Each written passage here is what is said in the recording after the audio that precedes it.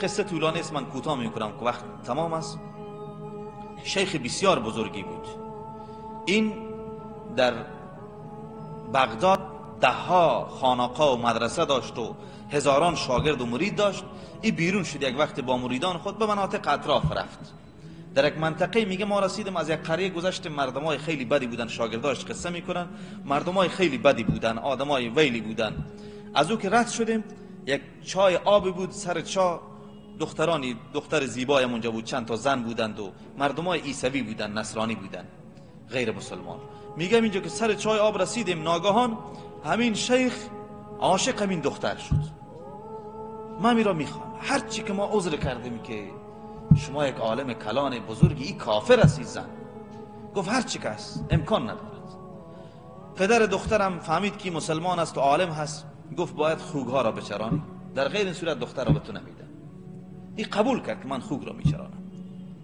هم حیران شدن، مردم به گریه افتادن، دعا کردند خدای این چی وضعی است، ای که بزرگ ما است ای طور شد، دارال خوگ میچراند و از دین رفت. خلاصه هر چی که مردم پیش از عذر کردن که داری گمراه میشی، از راه منحرف شدی، ما را در بدر کردی، قبول نکرد. مردم ناامید شدن، برگشتن. تمام خانقاه های بغداد رخصت شد، مدارس تعطیل شد، کلا دیگه در مردم ناامیدی پیش آمد که چی شد، هیچ کس نمیفهمید. مدت ها بعد مردم دوباره گفتن بره. رفتن دیدن داخل جنگل صلیب به گردنی است و داره خوگ میچراند. همین مردم در این جنگل همه به سجده افتادن، به گریه افتادن که یا الله ای چی حالی، ای چی وضعیه، کسی به این بزرگی و به این بدبختی و ذلت حال افتاده است. بعد از چند روز اینا تو به دعا بودند و ناگهان این شیخ به هوش آمد و پس به حالت قبلی خود برگشت.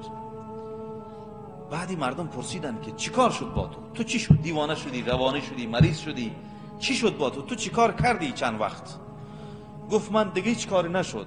از پهلوی اون قریه که من تیر شدم، مردمای آدمای ویلگرد و اینا را دیدم، آدمای لاوبالی بیدین را. به دل من همینطور آمد که من خودت اهل دین هستم، اینا مردمای بیدین هستن. همینطور به دل من آمد که من از اینا بلندتر هستم. امی لحظه به بعد یک صدای به گوش من رسید که خود را نگه دار. دیگه نفهمیدم چی شد با من. از او به بعد چیزایی که شما سر چا قصه میکنید من هیچی به خود نفهمیدم، هیچ یاد ندارم که من چیکار کردم. همه چیز از اختیار من بیرون شد. فقط علتی بود که من در امو قریه همونجا فقط گفته بودم که والله من از اینا بلندتر هستم، اینای تو مردمای ذلیل و بدبخت فلان فلان هستن. اینجا الله متعال بر من خشم کرد که تو خود را بلندتر داری، اگر من نخواهم تو را نگه دارم تو هم رفت، خلاص شد. این همه چیز داد الله هست و کمک الله لا یزال.